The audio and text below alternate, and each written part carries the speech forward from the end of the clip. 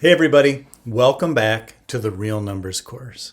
In today's lesson, we will add the final piece, the final group of numbers to complete the real numbers. So let's get right to it.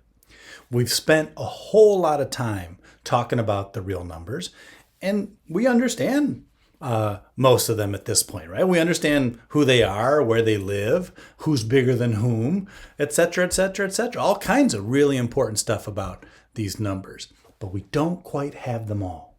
We started this looking at the real numbers as the integers and all the numbers in between. So when we went in between the integers, we first were exposed to fractions, and then we added on mixed numbers. That was no big deal. It was just a whole number and a fraction part. But then we started looking at decimals, and that was a huge leap forward because it turned out that every real number is really a decimal in disguise. So that gave us a chance to really understand all of the real numbers. And you know what? At this point, we almost have all of the decimals. We almost have them all, but there's a really important group that's still left for us to see. It goes back, it goes back to something we saw before. Just to give you a sense of how weird these last numbers are. Remember that we said that some decimals go on forever. We saw that 1/3 as a decimal was 0.3333 or 0.3 repeating. And that was pretty weird. But that's not even close to how weird this last group of numbers, this last group of decimals are.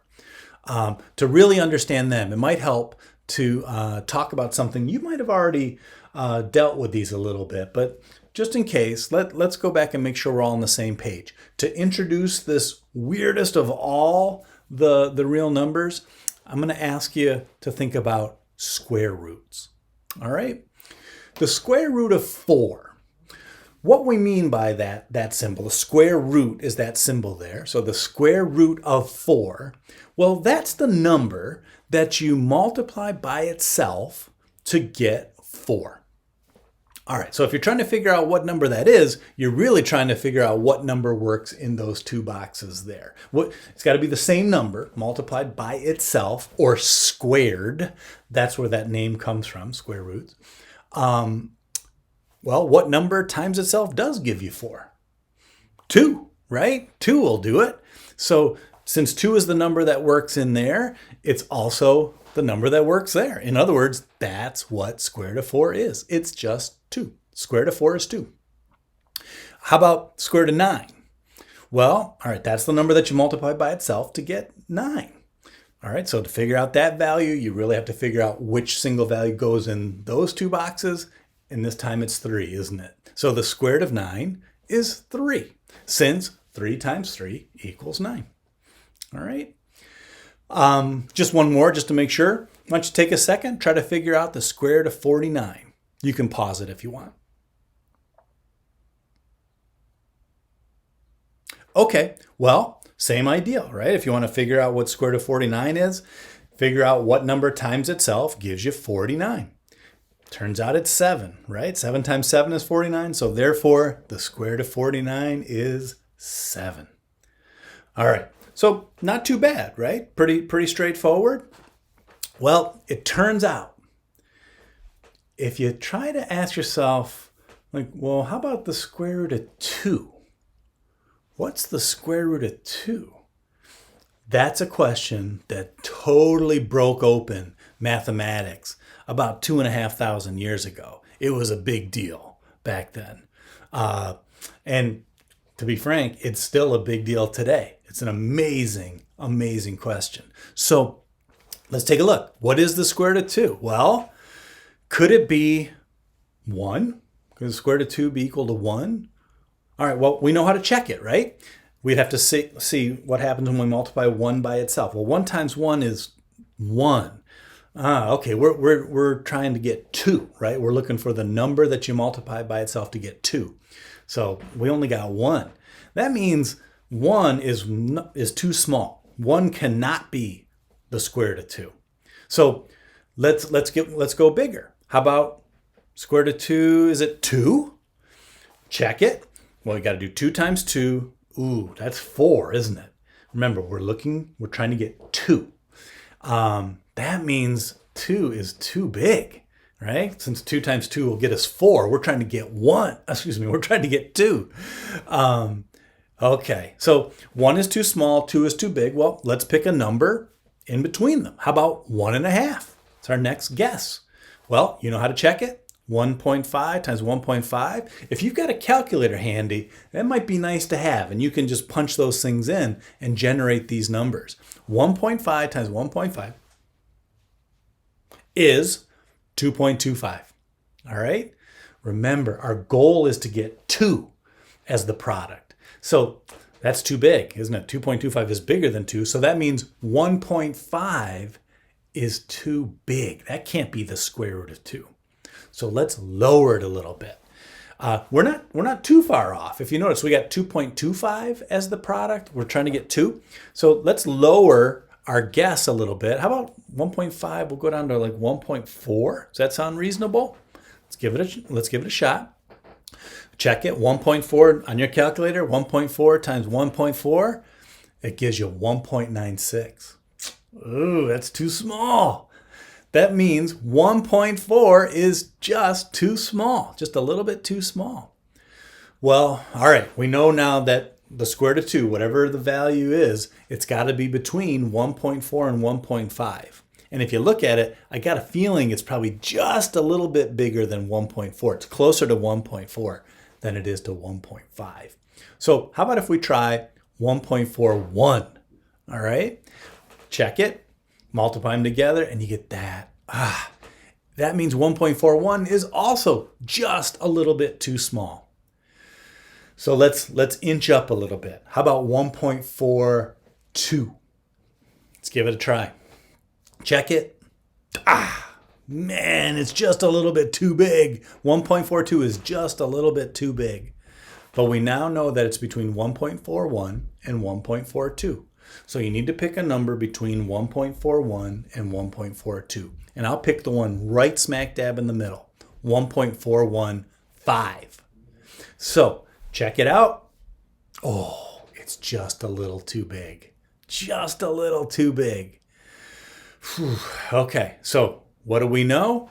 We know that 1.415 is just a little bit too big, and 1.41 was a little bit too small. So we could lower our last guess by a little bit, 1.414. There we go. Ooh, so super close. Oh my gosh, so close to 2. But it's just a little bit too small. 1.414 is just a little bit too small. Let's try something between 1.414 and 1.415. Can you keep track of all these decimals? Oh my gosh. How about right in the middle between those two, 1.4145. Multiply it together. Oh my gosh. It's just a little too big. Oh my gosh. Guys, let me stop you right here. I have to tell you, right now, we have just gone back and forth between too small, too big, too small, too big. We could keep tweaking our guess and changing it a little bit at a time, but this was going to go on forever. This is going to go on forever. And it turns out you will never, ever see all the decimals in this square root of 2.